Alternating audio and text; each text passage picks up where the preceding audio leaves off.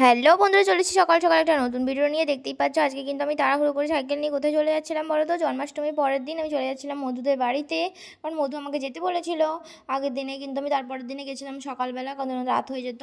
আর দেখতে পাচ্ছ ওখানে কিটক্যাট আর বারবন বিস্কুটে নিয়ে চলে গেছিলাম, কারণ এটা খেতেও ভালোবাসে। তারপর হচ্ছে এখানে দেখি গিয়ে বাবা সাজুগুজু করছে, মুখে গ্লো ফেরানোর জন্য কিসব দই ফই হলুদ ফলুদ কীসব লাগিয়েছে। ঠিক আছে, সুন্দরী হবে ও। যাই হোক, ওর কাছ থেকে টিপসটা নিয়ে নিয়েছি, আমিও পরে একদিন ট্রাই করবো। তারপরে আমি মধুর ঘরে গিয়ে বসেছিলাম আর মধু চান করতে ঢুকেছিল। গত 2 ঘন্টা ধরে মধু বেরোয়নি। তারপরে আমি উপরে যাওয়ার পরে এই মোটা হুলো বিড়ালটাকে দেখতে পাই। আমি জানতাম না এটা হুলো বিড়াল, আর এটা প্রচুর মোটা, আর কিছুতেই ওখান থেকে নড়ছিল না। মানে কি অবাক ব্যাপার স্যাপার, আর কি ভয়ঙ্কর দেখতে ওকে। আর এখানে মধু এখানে পুজো করার চেষ্টা করছিল, মানে পুজো তো কাকু করে দিয়ে চলে গেছিলো, এখানে ফুল টুলগুলো দিচ্ছিল। আর ওদের বাড়িতে কিন্তু অনেক লাল জবা দেখলাম আমি। আমার লাল জবাগুলো দেখে খুব টান ছিল, খুব ভালো লাগছিলো। আর দেখো দেশলাই জ্বালাতে পারে, যেটা আমি পারি না।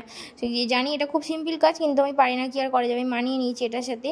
তারপর আমি বসে পড়েছিলাম খেতে। আর এটা ছিল প্রসাদটা জন্মাষ্টমীর, আর মিষ্টি ছিল এর সাথে। কিন্তু মিষ্টিটা আমি প্রথমের দিকে খেতে চাইছিলাম না, তারপর ভাবলাম নিয়ে তারপরে গরম গরম লুচি চলে এসেছে। আর আমি বলেছি আমি গরম লুচি খাবো না, আমি বাসি লুচি খাবো।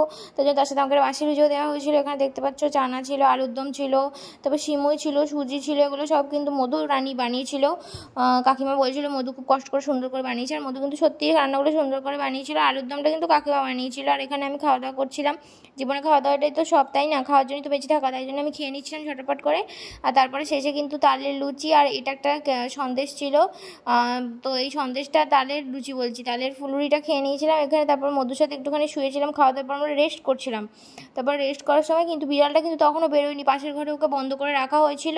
আর আমি আর মধু তখন ওখানে শুয়ে গল্প করছিলাম, আর ভাবছিলাম যে আগে আমরা কত রিল বানাতাম, এখন আর বানানো হয় না। পরীক্ষার চাপে আছে সামনে, পরীক্ষাটা শেষ হয়ে গেলে তাই জন্য আমি ঠিক করেছি যে আমি রিল বানাবো। আর বাড়ি আসার পরে দেখি মা এখানে সেই পেঁয়াজ দিয়ে, তারপরে আলু দিয়ে, সেই আলু হাতে মাখছে পেঁয়াজ ভেজে, যেটা খেতে আমার খুব ভালো লাগে। আমার ওই কাঁচা পেঁয়াজের ওটা খেতে অতটা ভালো লাগে না। আর দিদিভাই নুন ছড়াচ্ছিল। আর এই দেখো, এটা আমার মায়ের হাত দিয়ে মা বানিয়েছিল। আর তার সাথে ছিল এই ঢ্যাঁড়স ভাজা।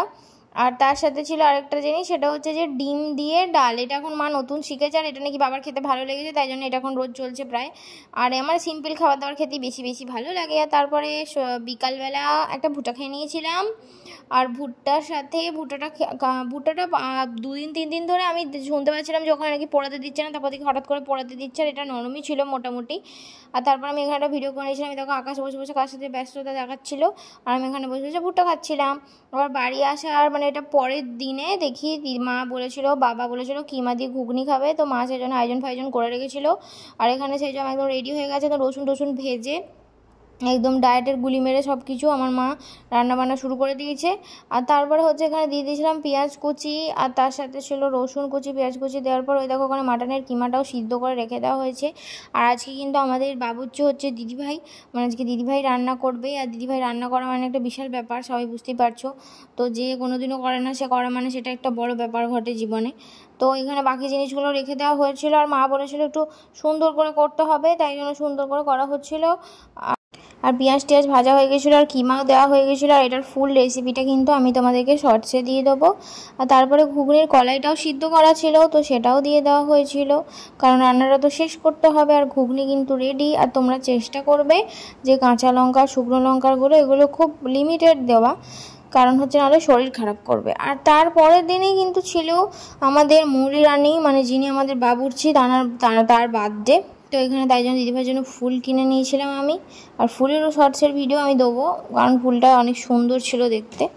আর তারপরে সেই দিনই বাবা দেখি রাত্রিবেলা আমি মাকে বলছি আমি খাবো না, তখন মা বলছে খাবি না তো ঠিক আছে, তোকে খেতে হবে না। কী হলো ব্যাপারটা হঠাৎ করে। তারপর দেখি এইসব আনা হয়েছে, কি কাটলেট এনেছিল, 3টে মাটন কাটলেট ছিল, তার সাথে ছিল এতগুলো চিকেন পকোড়া, তার সাথে ছিল একটা তন্দুরি চিকেন। যদিও সব কিছু নিয়ে খেতে বসেছিলাম, কিন্তু এত খাওয়া তো সম্ভব হচ্ছিল না। আমরা তাই সবাই মিলে সবটা খেতে পারিনি, আবার রেখে দেওয়া হয়েছিল। দেখতেই পাচ্ছ অনেক কিছু কিন্তু বাবা নিয়ে চলে এসেছিলো। আর আমি কাটলেট খেতে তেমন একটা বেশি ভালোবাসি না, আমি সেটা যে কাটলেটই হোক তবু আমি খাচ্ছিলাম, কারণ একটু একটু খেতে ভালো লাগছিলো। প্রথম ভালো লাগে, তারপর আমি রেখেই দিয়েছিলাম। টেস্টি ছিল মাটন কাটলেট যদিও, কিন্তু টেস্টি ছিল ভালো। প্রথমে ভালো রেখে দেবো, দিয়ে চিকেন পকোড়া খাবো, তারপর ভাবলাম আরেকটুখানি খেয়েই নিই। তো আমি একটুখানি খেয়ে নিলাম। আর তোমরা দেখতে থাকো, তোমাদের যদি লোভ লাগে তাহলে বাজার থেকে নিয়ে এসে কিনে নিয়ে খেয়ে নাও, এটাই সব থেকে ভালো ব্যাপার। তারপর আমি ঘরে চলে এসেছি, কারণ সেই দিন মানে 29 তারিখ ছিল, আর 30 তারিখ দিদিভাইয়ের বার্থডে ছিল। আর আমি কিন্তু দরজা ফরজা বন্ধ করে একাই ডেকোরেশন করতে শুরু করে দিয়েছি। দেখো আমি এক গাদা বেলুন কিনে নিয়ে চলে এসেছি। আর পুরনো কিছু জিনিস ছিল, কারণ ওই স্যাঁচেগুলো প্রত্যেক বছর বছর কেনা আমার পক্ষে পসিবল নয়, তাই জন্য স্যাঁচেগুলো আমি রেখেই দিয়েছি সত্যি কথা বলতে। কারণ একই জিনিস কতবারে কেনা হবে, তাই না?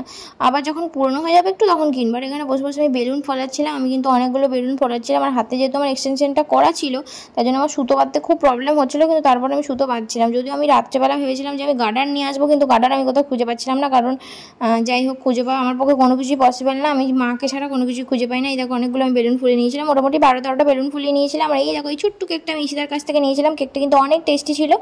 আর কেকটা দেখতে মানে যে ডিজাইনটা সেটা কিন্তু আমি ওকে বলে দিয়েছিলাম।